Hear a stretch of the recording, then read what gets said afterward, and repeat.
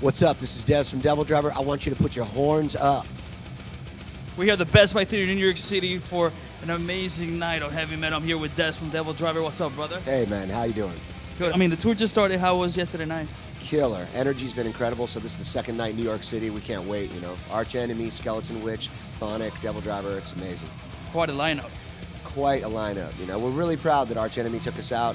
Main support to them. Great band, great people. So looking forward to a month with them.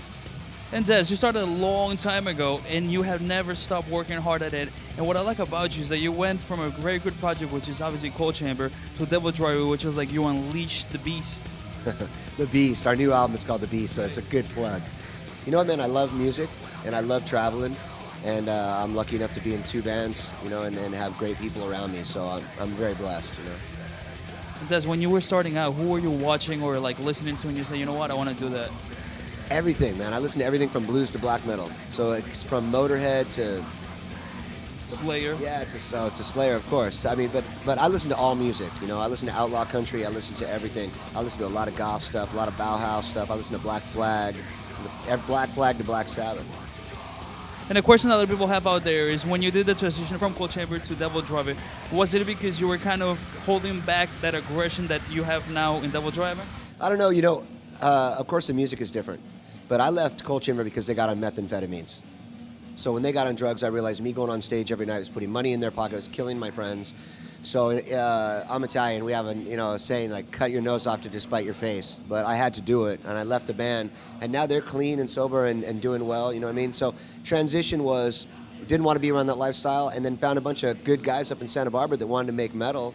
And we've obviously transitioned into something totally different on every single record. We're just learning how to really groove together in DevilDriver, you know? You guys just got back from South America. How was that experience? Unbelievable.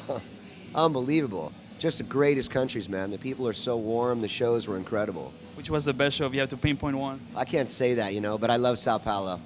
I love Brazil, you know. I do. And Dez, we were talking before about Beast, the new record. It came out, you know, it's pretty fresh, still out of the, you know, the cooking pan. If somebody's watching out here who hasn't heard the album, what do you think is setting this record apart from your previous releases? Well, I mean, every release is different, but this is definitely like the round peg in a square hole. You're not going to be able to put it in a genre. That's what's important. It's just aggressive, volatile, visceral music, fast and heavy, and the lyrics are real poignant. So if you want to get it on, put on Beast. How's your guitar player doing? Because I know he had to miss the South American tour. How's he doing right now? Yeah, Mike Spreitzer. He mixed the South American tour. I mean, he had a seizure the day we were leaving in a Rite Aid buying stuff for the tour. He's doing good now. He's on meds, and we're watching him real closely. But he seems to be doing really good. So it's good to have him back, you know, and good that he survived, because they found him, you know, in a hallway in the store, going in convulsions, you know. Yeah, that's scary shit. It's scary shit, man. And who made that decision last minute of bringing in somebody else so the tour could go on? Because I'm sure you faced the decision to maybe either cancel the tour or bring somebody else in. That was Mike. Mike, I got a text 2 hours before I was leaving that said, I'm in the hospital, I had a seizure. And I said, tour's canceled. And he said, don't fucking do that.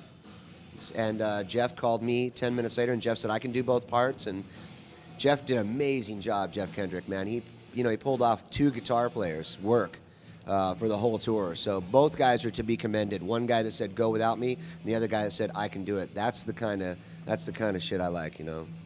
And as you've been doing this for 16 years, have you seen too many changes in these 16 years in heavy music, or you think it's been like a pretty stable transition? Man, look, I never even really, I keep my nose to the grindstone and work. I pay attention, obviously, to bands around me and everything, so I don't get out of the loop, but I really don't pay attention to you know, I think everything transitions back and forth.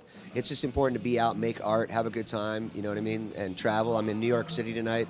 I was just at Sardi's having a glass of wine, so it's a good time, you know, and I'm very blessed. And what are the expectations for tonight for the North American Chaos stop in New York City? New York City is what I'm expecting. It's going to be insane. I know that the pit's going to be crazy tonight for all the bands, and I'm really looking forward to seeing Arch Enemy. Absolutely.